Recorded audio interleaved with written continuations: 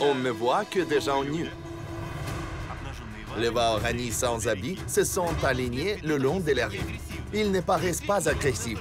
On va voir s'ils sont vraiment si féroces comme on dit.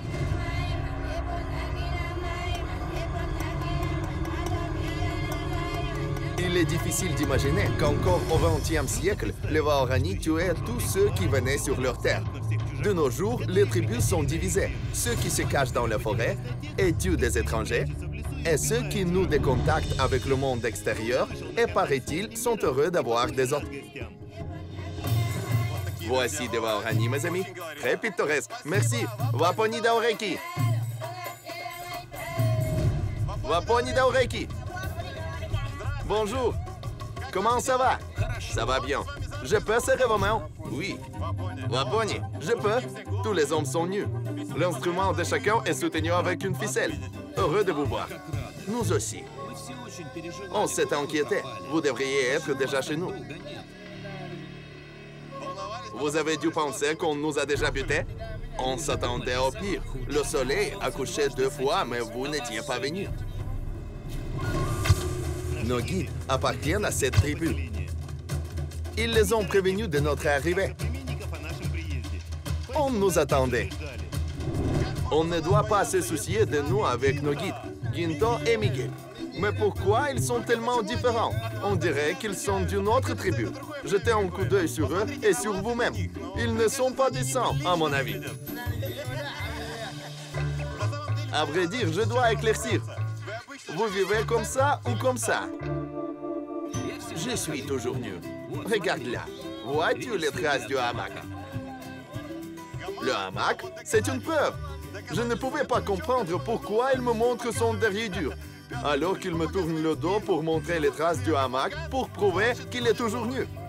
La loi nous force au floutage de cette partie du corps, mais vous avez une imagination. Le sexe de chaque homme est pressé contre le ventre et bien ficelé, étendu. Cela doit faire mal, non? Non, c'est comme ton slip. Comme mon slip? D'accord. Écoute, je ne suis pas marié. Pourquoi tu n'as pas amené ta sœur? Ma sœur? Elle est déjà mariée. Voilà une chose commune pour toutes les tribus. Où tu ailles, des célibataires cherchent une femme et demandent d'amener des étrangères. Voici 2 célibataires rêvés de la tribu Korovai. On va chez vous pour se marier. Chère Ukrainienne, cet homme cherche une femme. Venez donc visiter la tribu de Vaorani. Quel est ton nom? Je m'appelle Kominta. Quel âge as-tu? Je ne sais pas. D'accord, quelle femme tu cherches? Jolie, rondelette et grande. Jolie, rondelette et grande. C'est à vous de décider, les filles. Kominto cherche une femme. Moi aussi. Moi aussi. Venez chez Deva Orani si vous voulez rester ici. Tu peux inviter les jeunes filles en disant soyez les bienvenus. En ukrainien, dis laskavo. Laskavo. Prosimo. Prissimo. Laskavo prosimo. Laskavo prosimo. Non, c'est pas de cette façon que tu trouveras une femme. Wow, un singe. Regardez-la! Salut! Elle est amusante. Je commence à me plaire ici. C'est votre animal domestique? Oui. Elle a un nom? Gata. Je ne vais pas t'offenser. Ne crie pas. Chez nous, ce sont des chiens et des chats ici, des singes. Il est apprivoisé. L'enfant joue avec lui.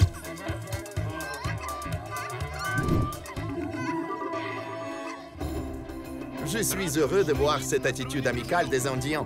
Ils devaient avoir déjà des visiteurs. Il est temps de décharger nos bateaux. Nous avons apporté des cadeaux et des produits. 50 kilos de riz. Salut! Attrapez le riz! Merci beaucoup. Ce n'est pas tout, attends. À notre rencontre sont venus les gens exclusivement nus. Maintenant, les gens viennent habillés.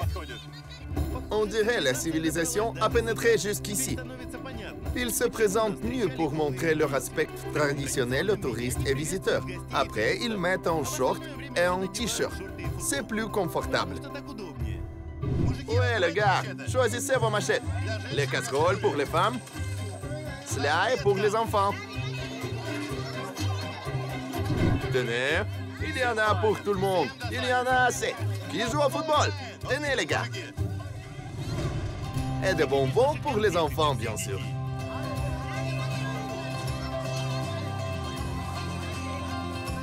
Qui est le chef ici? Penty et Kemperi. Salut, Penty. Penty est un ancien de la tribu. Il connaît aussi l'espagnol. Si je comprends bien, vous avez quelques anciens. Qui est supérieur? Kemperi est le supérieur. Vous devriez aller le voir. La première chose que doit faire celui qui est venu chez la tribu et voudrait rester ici, c'est faire connaissance avec l'ancien du village. L'ancien Kemperi habite dans une hutte aux alentours de Bameno avec sa femme Minemo. Bonjour. Je m'appelle Dima. C'est Dima. Je m'appelle Dima. Dima. Dima. Dima. Je vois, il entend mal. Quel est votre nom? Je m'appelle Kemperi. Kemperi Yoitoi. Kemperi Yoitoi. D'accord. Heureux de faire votre connaissance. L'ancien Kemperi est la personne la plus âgée et respectée.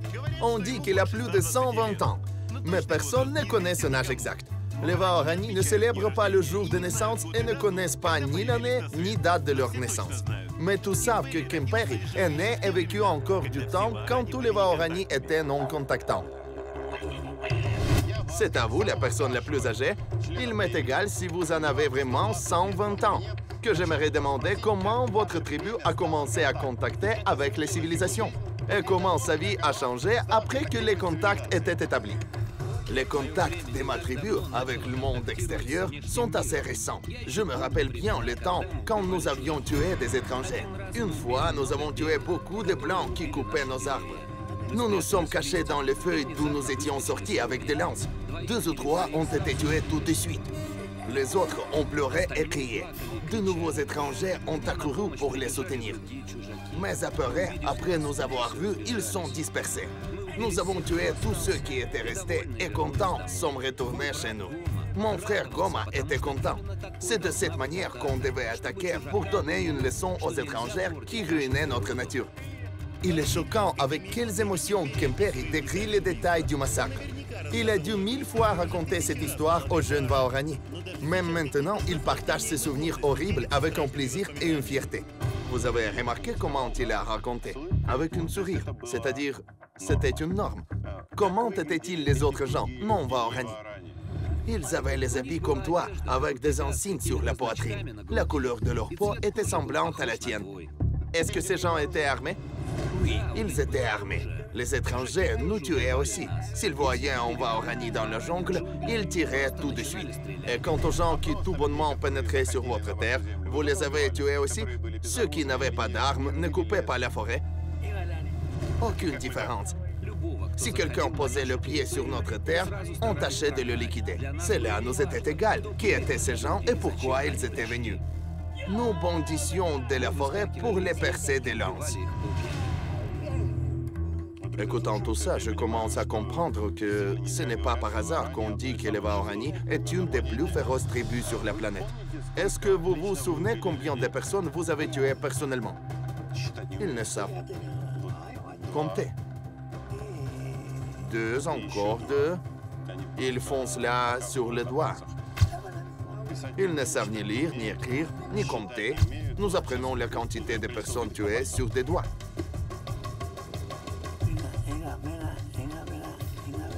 16.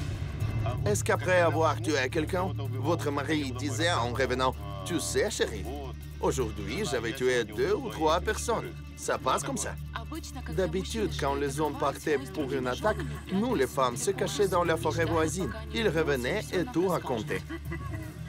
Est-ce que vous avez approuvé l'homicide des gens? Ou tout simplement, c'était une norme et vous n'aviez pas pensé si c'était bon ou mauvais? Pour nous, c'était une partie de vie. Tout le monde tuait. On n'en faisait pas de soucis.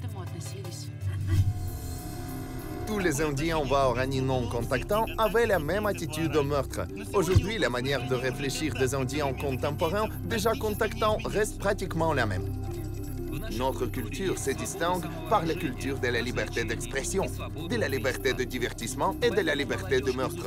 C'est pourquoi les jeunes apprennent les lois pour unir ces deux mondes. Aujourd'hui, quand les temps ont changé et vous ne tuez plus les visiteurs, n'avez-vous pas de regret d'avoir fait ça dans le passé? Non, je n'ai pas de regret. À l'époque, nous avons protégé notre terre et vengé nos frères tués. Quand avez-vous compris qu'on ne doit pas tuer les autres gens venus sur votre terre?